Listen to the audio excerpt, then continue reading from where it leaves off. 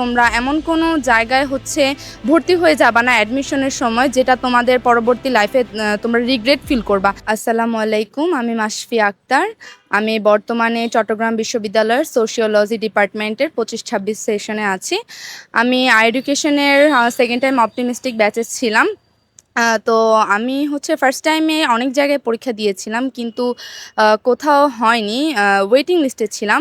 শেষ পর্যন্ত আমি ঢাকা ইউনিভার্সিটির হোম ইকোনমিক্স ইউনিটে ছিলাম, ওইখানে চান্স পেয়েছি। পরে ওইখানে ভর্তি হয়েছিলাম। এরপরে একদিন ক্লাস করার পরে সেখানে আর আমার মন বসেনি।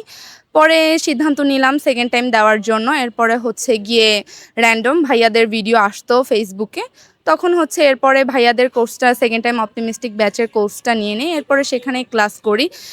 আর মেইন যারা ক্লাসগুলো নিত, জেম ফিয়ান স্যার, মহসিন স্যার, তাদের ক্লাসগুলো অনেক বেশি ইফেক্টিভ ছিল এবং তাদের ক্লাসগুলো করার পর থেকে একদম বেসিক ক্লিয়ার হয়ে যায়। তো সেখান থেকে আস্তে আস্তে ভাইয়ারা পরীক্ষার গিয়ে মানে একদম অফিসিয়াল যে পরীক্ষাগুলো ভাইয়াদের ব্রাঞ্চে গিয়ে পরে পরীক্ষাগুলো দিয়েছি। তো সেখান থেকে অনেক বেশি ইফেক্টিভ হয়েছে সব কিছুই। আমি এই সেকেন্ড টাইম দেওয়ার সময় আমার ফ্যামিলি আমাকে অনেক বেশি সাপোর্ট করেছে, বিশেষ করে আমার মা বাবা আমাকে অনেক বেশি সাপোর্ট করেছে। আর এডুকেশনের ভাইয়ারা অনেক বেশি সাপোর্টিভ ছিল, তারা কখনো কোনো বিষয়ে বিরক্ত হয়নি। যে কোনো কিছু জিজ্ঞাসা করলে তারা অনেক ভালোভাবে অ্যান্সার দেয়। আর অবশ্যই বাবা মা পাশে ছিল, বাবা মাদের সাপোর্ট অনেক বেশি ছিল বিধায় আজকে আমি এই পর্যন্ত আসতে পেরেছি, না হলে সেটা কখনোই সম্ভব ছিল না।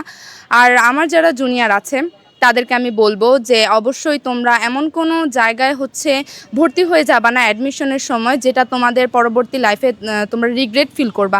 যেই জিনিসটা আমি আসলে করেছি, ফার্স্ট টাইমে আমি অমন কোনো ভালো কোচিংয়ে যাইনি, যার কারণে আমার হয়তো আমার ফার্স্ট টাইমে হয়ে যেত, কারণ আমার গাইডলাইন ভুল ছিল, এর জন্য আমি কোনো ভালো জায়গায় চান্স পাইনি। কিন্তু দ্বিতীয় বেলায় আমি আর কোনো রিস্ক নেইনি, আমি গিয়ে ভাইয়াদের কোর্সটা নিয়েছি। এখন তোমরা চাইলে ভাইয়াদের কোর্সটা নিতে পারো। আর অবশ্যই সব কিছু দেখে শুনে তোমাদের নেওয়া উচিত, যেন পরে তোমাদের আফসোস করতে না হয়, কারণ একটা ভুল সিদ্ধান্ত তোমার জীবনের গিয়ে অনেক বড় এফেক্ট ফেলবে। তো আমার জুনিয়রদের জন্য এটাই বলা যে তোমরা সবাই যা করবে, যে কোর্সটা নিবে বা যে কোচিংয়ে যাবে না কেন, অনেক চিন্তা ভাবনা করে যাবে, ঠিক আছে? সো তোমাদের সবার জন্য শুভকামনা রইল, ভালোভাবে অ্যাডমিশন জার্নিটা পার করো তোমরা।